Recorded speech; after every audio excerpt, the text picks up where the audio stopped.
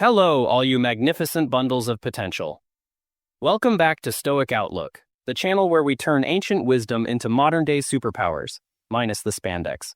Today, we're diving into the 4 cardinal virtues of Stoicism, aka the Stoic Justice League, but with less brooding and more character development. Now, Stoics believed the good life, the life we all secretly crave, comes from living with Areté, which is a fancy Greek word for excellence, or being the best version of yourself. Sounds noble, right? But how do you measure that kind of progress? Enter the 4 cardinal virtues: wisdom, justice, courage, and self-discipline. These 4 are like your core stats in the video game of life.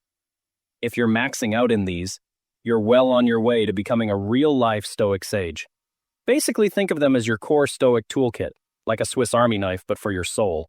Let's meet the team, shall we? First up, wisdom. Wisdom is the brains of the operation. It's about knowing what's good, what's bad, and what's just. Meh.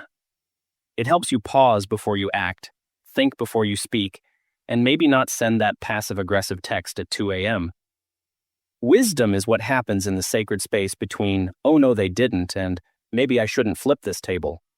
It teaches you how to respond rather than react, and it's the guiding light behind all the other virtues. Without wisdom, life turns into a chaotic mess, like trying to put together IKEA furniture without the manual. Wisdom teaches us to make choices based on reason, not just what feels good in the moment. Though let's admit, we've all been defeated by a late-night pizza craving.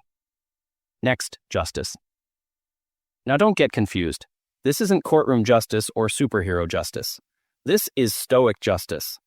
It's about treating people right just because it's the right thing to do, even if nobody's watching. It's being kind, fair, and decent, whether you're talking to your boss or the barista who spelled your name Jeff, when it's clearly Jeff. Stoic justice is what makes the world not descend into chaos every 5 minutes. Marcus Aurelius thought this one was the most important virtue, probably because wisdom without kindness is just clever cruelty. Justice reminds us that it's not all about us. It's about doing the right thing even when no one's looking.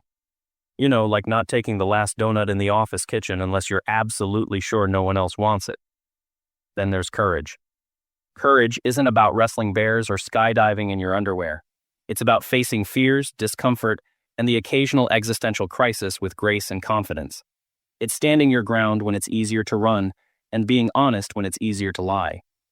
It also means holding the line against temptation, like saying no to a 4th slice of cake even when it's triple chocolate. Courage means doing the right thing and standing firm in your values, even when it's terrifying. And trust me, sometimes being vulnerable takes more guts than climbing a mountain. Finally, self-discipline, aka temperance. The unsung hero of the virtues. Self-discipline is all about controlling your desires and impulses so they don't control you. Temperance keeps your impulses on a leash, and it's the voice in your head that says, maybe just one cookie, instead of devouring the entire pack like a sugar-fueled gremlin. It's the power to walk away from Netflix after just 1 episode, or to ignore your phone for more than 8 seconds. It's all about moderation, balance, and not being ruled by your cravings like a toddler in a candy store.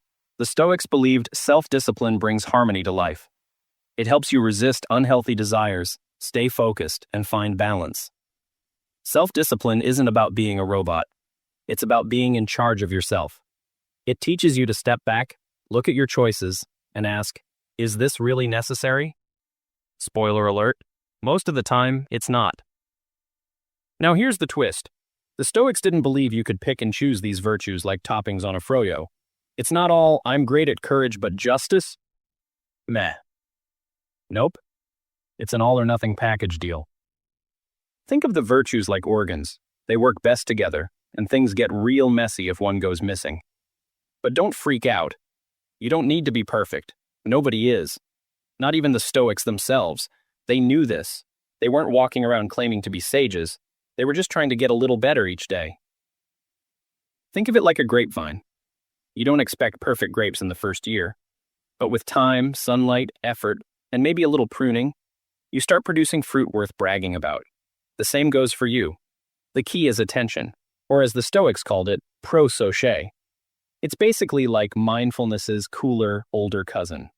Imagine walking barefoot across a beach filled with broken glass. You wouldn't be texting or daydreaming. you'd be laser-focused on every step. That's how the Stoics want us to approach every moment in life. That kind of focus lets us catch ourselves before we act on impulse and gives us the power to choose wisely. So yeah, living with Areté means developing your character, staying alert, and doing your best, even when no one's watching. Especially when no one's watching. And sure, you'll slip up. We all do. But every time you catch yourself, that's progress. That's the game. And that, my friends, is the Stoic way to level up. Thanks for hanging out with me today.